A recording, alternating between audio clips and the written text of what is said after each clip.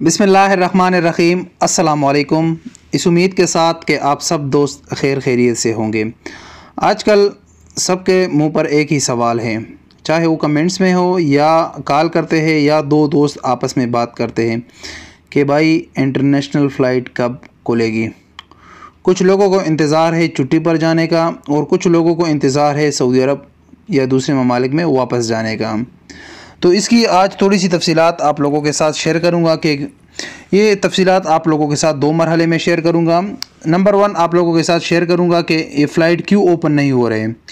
Number 2 आपके possible timeline के possible way क्या है कि कब ये फ़्लाइटें शुरू होगी। इसमें कोई ऐसा कंफर्म डेट नहीं दूंगा कि ये फ़ला तारीख़ को फ़्लाइट इंटरनेशनल फ़्लाइट शुरू होगी। तो सबसे पहले आते हैं कि भाई फ़्लाइटें इंटरनेशनल क्यों स्टार्ट नहीं कर रहे, क्योंकि सऊदी अरब में भी कोरोना ख़त्म होने की तरफ जा रहा है, कर्फ्यू भी हटा दी गई, डोमेस्टिक फ़्लाइट भी ओपन कर रहे।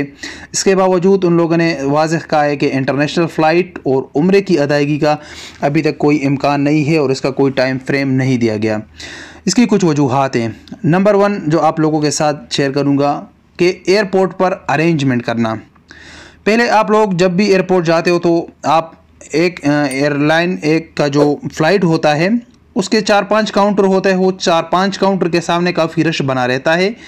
तकरीबन उसमें 200, 250, 300, 400 बंदे एक फ़्लाइट में होते हैं। जैसे 777 हो गया तो उसमें 350 पैसेंजर होते हैं, या 320 हो गए तो उसमें थोड़े होते हैं 120, 140 ये पैसेंजर होते हैं। तो सारे उन काउंटर के सामने जमा होते हैं और उनके दरमियान डिस्टेंस रखना काफ़ी मुश्किल हो जाता है, क्योंकि एयरपोर्ट पर एक फ़्लाइट नहीं होता कि एक फ़्लाइट के लोग हैं तो उनको अरेंज कर दिया जाएगा। काफ़ी ज़्यादा फ़्लाइट्स होते हैं, इसीलिए अरेंजमेंट करना मुश्किल है। फिर लाउंज में जाके तो सब लोग बैठ जाते हैं।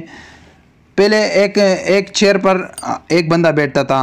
अभी जो नया सिस्टम आया है, नए रूल कोरोना वायरस की तनाजुर में, कि जो 3 चेयर्स होते हैं उसमें 2 बंदे बैठेंगे, दरमियान वाला सेंटर वाला चेयर जो है वो खाली रहेगा। तो इसी तरह भी अरेंज करना काफ़ी मुश्किल हो जाता है।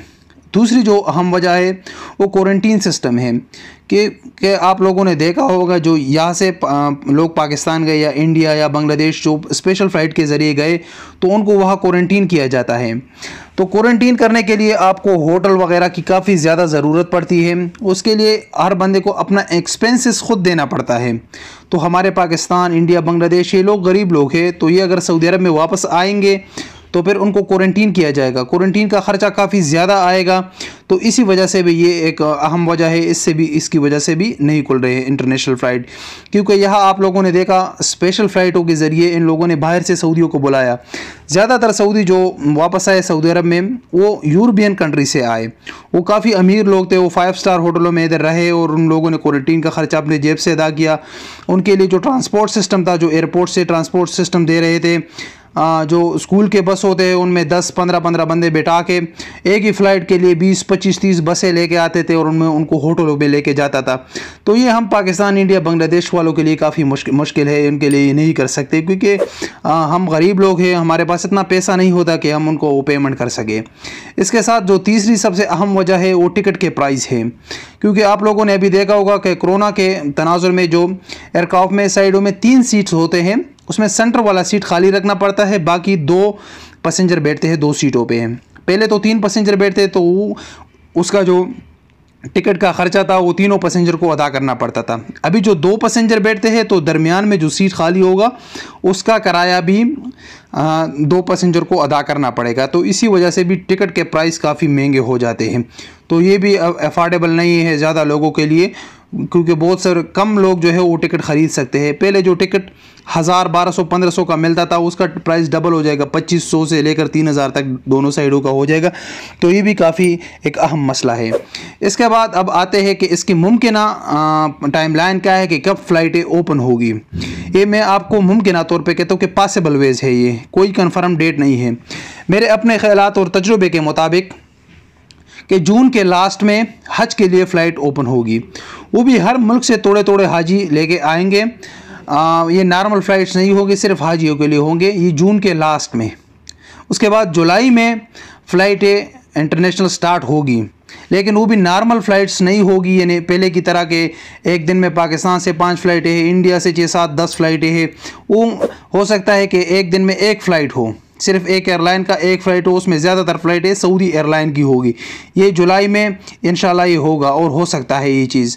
तो और उसके बाद सितंबर या इसमें जो है ना नॉर्मल फ़्लाइटों का मुमकिन है। तब तक भी देखा जाएगा कि कोरोना का क्या सिचुएशन है, या जिस मुल्क से ये फ़्लाइट शुरू करेंगे, जैसे पाकिस्तान से शुरू करेंगे तो पाकिस्तान में देखा जाएगा कि वहाँ पर कोरोना का क्या कंडीशन है। अगर वहाँ पर कोरोना के केसेस काफ़ी कम है या ना होने के बराबर है तो हो सकता है वहाँ से ये स्टार्ट करे, ज़्यादा फ़्लाइट ले आए। या इंडिया में देखेंगे अगर उधर कोरोना ज़्यादा है तो उधर से फ़्लाइट कम कर लेंगे। ये बहुत पॉसिबल वेज है। तो तब तक आप लोगों को इंतज़ार करना पड़ेगा। और कोई अभी तक कोई इसका कन्फर्म सोर्स नहीं है, ना अंदर की कोई कहानी है ना बाहर की कोई कहानी है। अगर अंदर की भी कोई ख़बर होती तो हमें पता चलता है, मैं आपको बता देता।